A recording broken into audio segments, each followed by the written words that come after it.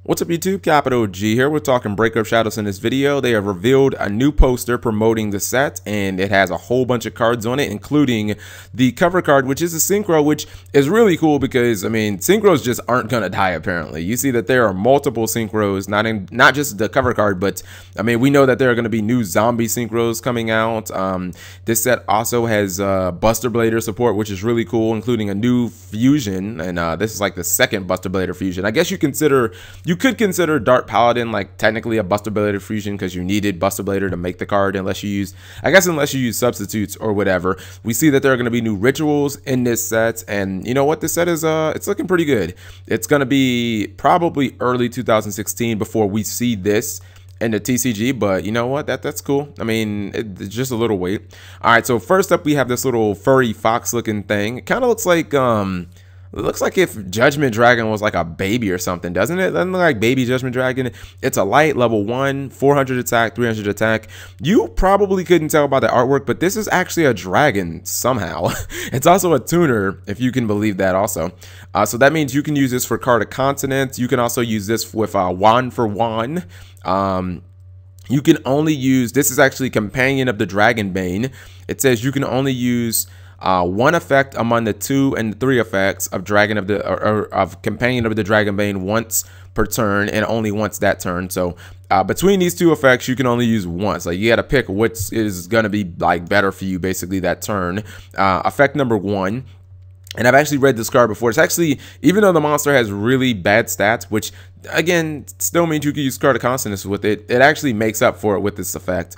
Effect number 1, when this card is normal summoned, you can add 1 Dragonbane card from your deck to your hand except itself. So basically it's Dragonbane Stratos. This means that Dragonbane must be some type of archetype, because they wouldn't make a card that can search so many cards and then only release like 1 or 2 of them. So effect number 2, you contribute this card, special summon 1 Buster Blader from your hand or the graveyard. This is the effect that sold me on the card, because I was like, okay, if I normal summon it, I should automatically go +1 because of the 1 effect.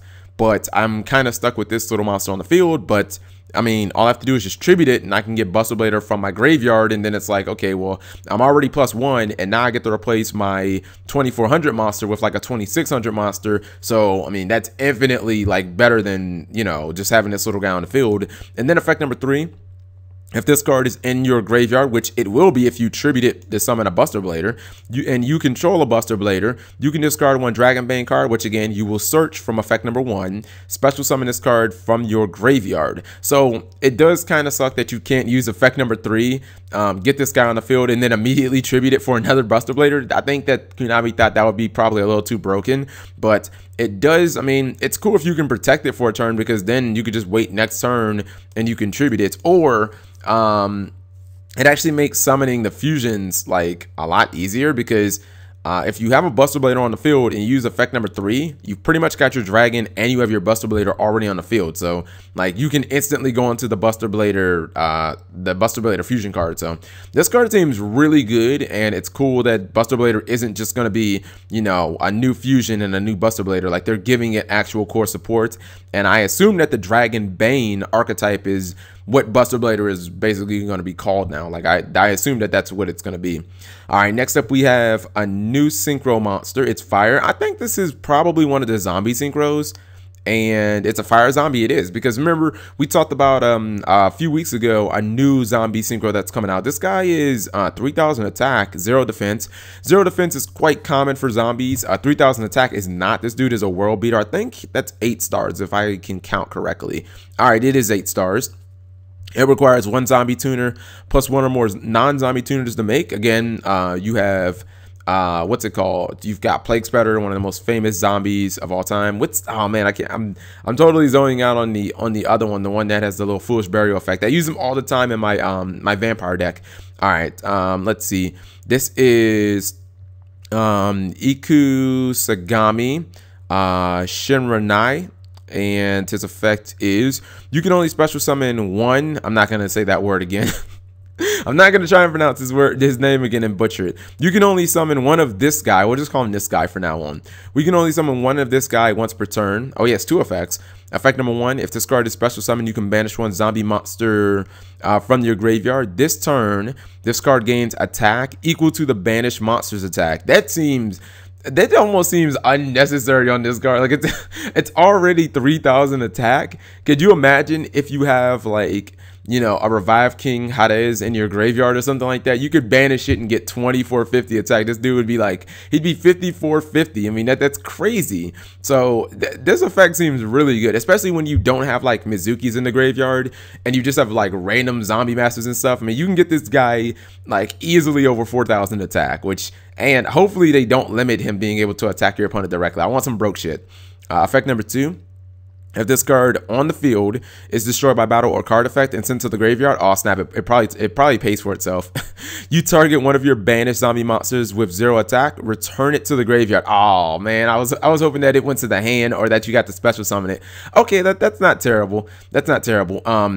It has to be 0 defense though. I think I might have said 0 attack. It has to be 0 defense. So it is kind of specific, but you know, 0 defense is quite common for zombies. I mean, Zombie Master has 0 defense. So the card to me seems pretty good. I just wish instead of it getting back to the graveyard, I wish you got to add it to your hand.